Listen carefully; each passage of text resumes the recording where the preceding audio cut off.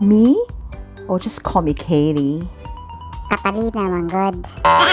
And then I'll have Coke Zero. Jero? Islang pod oy.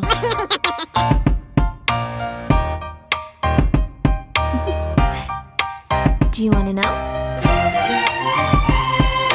Well, I've been thinking about you. And Oh, Day! Jurisprudensya! Musta? How are you?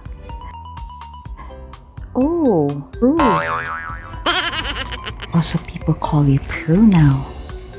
Okay. Me? Or just call me Katie. Katalina naman good. Okay, let's order. Okay, I'll have chicken. Chicken yun? I'm a Thai part. Okay, and then I'll have Coke Zero. Jero? Islang pod oy. Oh, I changed my mind. I'm a milk tea. Agarod.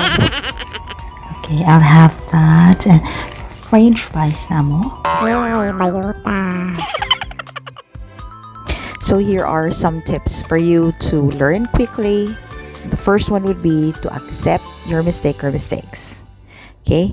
And remember, do not get mad, sad, or feel insulted. Because I too had my own share of mistakes. And believe me, there are a lot. But then again, this is our time to learn and correct them, right? So, walang nega, good vibes lang tayo, okay? And the third tip is to practice, practice, and practice some more. Okay, so atong tukion, or let's break it down, yo. Okay, the word pronounce means to say or speak words correctly. So how do you pronounce this word then? Okay, some say pronunciation or pronunciation. Now, if you look at the syllable, there is just N-U-N. There is no O there. So you do not say pronunciation, but you say pronunciation. The accent is on the C. Pronunciation. Okay? So how do you pronounce this word? This is very easy and simple. Chicken. Now, why do people say chicken? I hear people during Christmas singing, People making lists, buying special gifts. that is very wrong. So it's lists and gifts. Okay, you don't say Thai part, but you say thigh part. Thigh part. Next is Coke Zero. You do not say Coke Zero.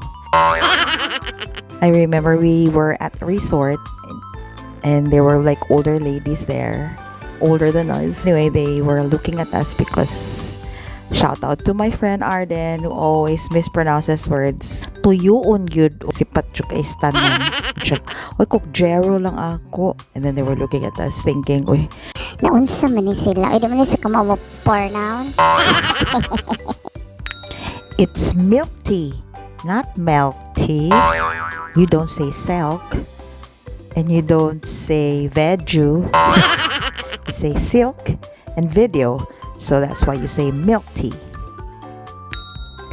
French fries, not French fries. You don't say bench. Neither do you say age. Uy, hait kitong age sa among table, uy. Bayuta. So you say bench, edge. Okay, so here are some commonly mispronounced English words, and let us check if you know how to pronounce them, okay? So I'll give you 5 seconds to pronounce it, and then I'll give you the correct pronunciation, and then you score it. Are you ready? Let's start!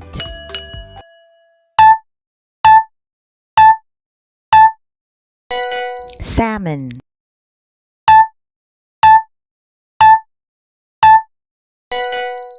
Almond or almond. Webster's dictionary accepts both pronunciations.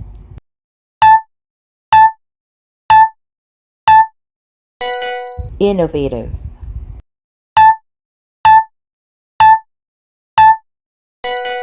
advocacy,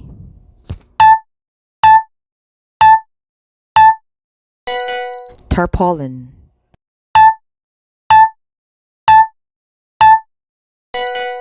YouTube.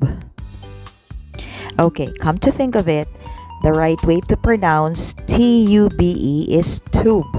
So you say YouTube, not YouTube, Kunsyalan pagka-OA. and not YouTube. So it's YouTube. So the secret to the correct pronunciation is, Huwag ka masyadong OA, te, ha? Kalma ka lang, te. so what's your score? Did you get perfect? Anyway, if you didn't, so there's always room for improvement. Don't worry. Success yan. Bigyan ng jacket yan. Anyway, shout out to Madam Liza Duma for watching my videos, especially the English tutorials. Lingaw ko no siya sa jokes. Oh, joke the eye. Suoer Typhoon ODETTE has been devastating, but we are okay. We're back on our feet. Anyway, to all of you who watched this video, thank you for watching. Bye! Yay! Happy New Year! Please like, subscribe, and hit the notification bell for new videos. Thanks for watching. Bye!